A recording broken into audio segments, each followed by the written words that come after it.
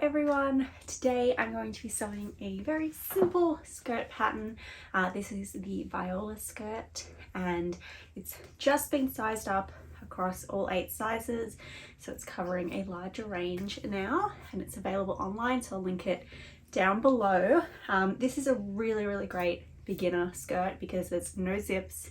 It's very straightforward construction, some minimal pieces, and it's pretty easy to adapt if you want to make it longer or shorter or kind of do different things with it because it is a very simple shape. It's got an elastic waist, which means it's also really comfy to wear. It's kind of one of those really nice throw on easy summer spring skirts, in my opinion at least. So today I'm going to make it with the faux wrap front. So there's 2 options on the pattern. You've just got the straight shape with the gathered hem, or you've got the faux wrap front, again with gathers. You can take the gathers off if you want. It's just going to be a lot shorter then, obviously, but like I said, it's pretty easy to lengthen or shorten because of the shape of the pattern. So I've made it up in a few different fabrics. First one is this lovely rayon embroidery, so it's got this embroidered pattern on it, and at the bottom here I cut to match the embroidered edge, and this is without the wrap front. Really nice, good summery one because it's a rayon. It is nice and soft and drapey. This is designed for those traditional summery fabrics, so your rayon, your linen, your cotton, something with nice drapey soft flowingness to it. So this one is probably one of my favorites I've made just because of the color as well, and because it is nice and soft and easy to wear. And then this is one of the first ones I ever made. This is again in a rayon without the wrap front. Nice stretchy waist, and it's got this cute little cat print on it. But yeah, again a nice rayon, so the gathers really fall so nicely, and you'll kind of see a difference between how the gathers fall on these rayon ones versus the linen cotton, because the linen cotton just has a little bit more body. But yeah, nice flowy, easy going for summer. And then this one I'm making today with the wrap front, so you can see that adds a really nice detail across the front there.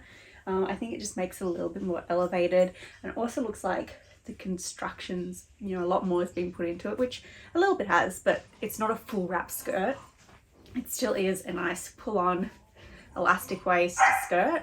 It's just got that faux wrap, so you can see the gathers on this one. It does stick out a little bit more, which is kind of fun and a little bit more, you know, flirty or so, I suppose.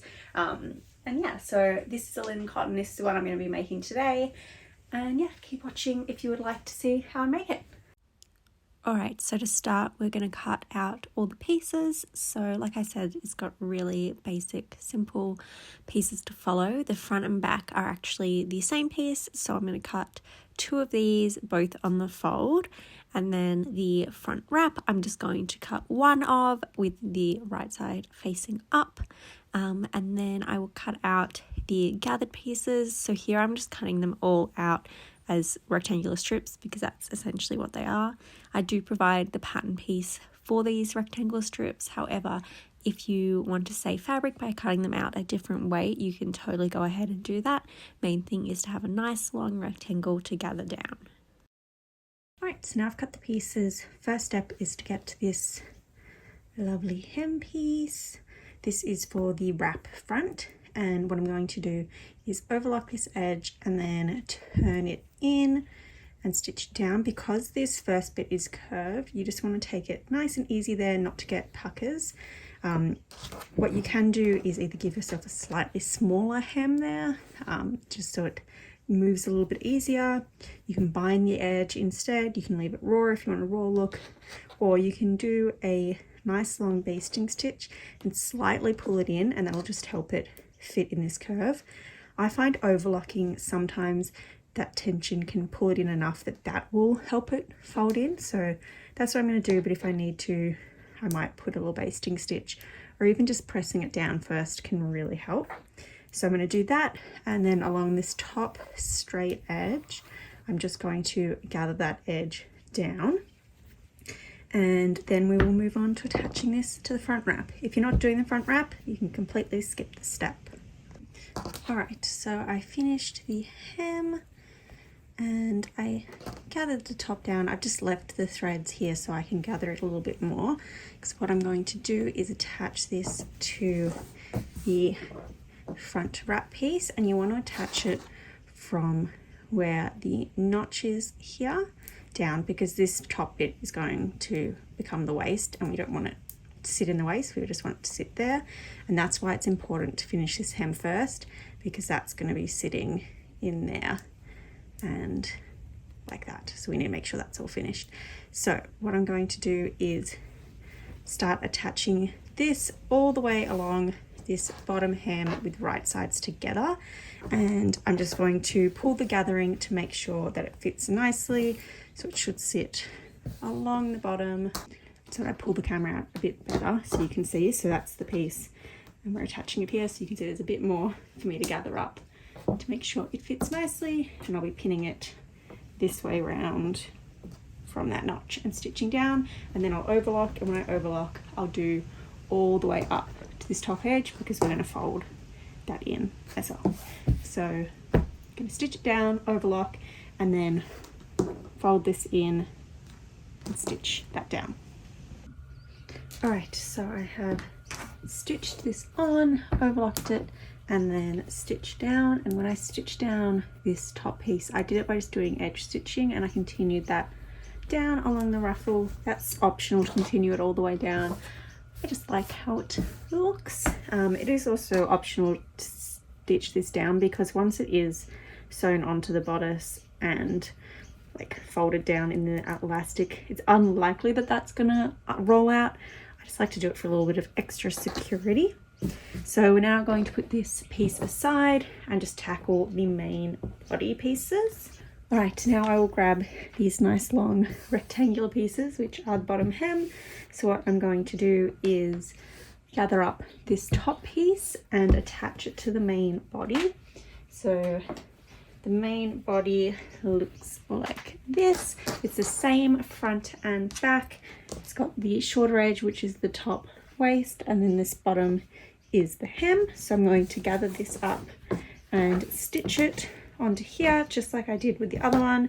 I'll stitch it, overlock it, and then to keep the consistent look, I'll edge stitch this as well, but again, that's completely optional. So I'll do that for the front and the back piece, and I do that separately because we're doing the wrap. If you're not doing the wrap, you can join the front and back piece side seams first and then attach the ruffle all in one go by attaching that at the side seams as well, but you can't do that if you're doing the wrap over front. So yeah, because I'm not doing that, I will attach the ruffle onto the main body for the front and back separately. All right, so I've gathered the ruffle and added it to the main body, so I've done that for the front and back. So it looks like this on the inside, and this one I have edge stitched as well, but that is an optional step. So now what I'm going to do is grab one of the pieces and grab the front wrap piece. I'm going to place that over the top, matching up that top edge. So the top edge matching from that corner, it won't go all the way along.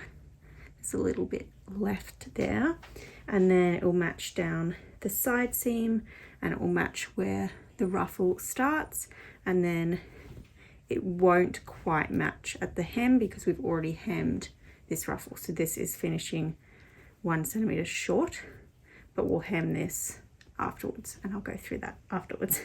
But first, what I'm going to do is just base this in place so that it doesn't shift or move or anything when we're sewing anything else. So main things, just making sure that top corner matches and where the ruffle starts matches as well.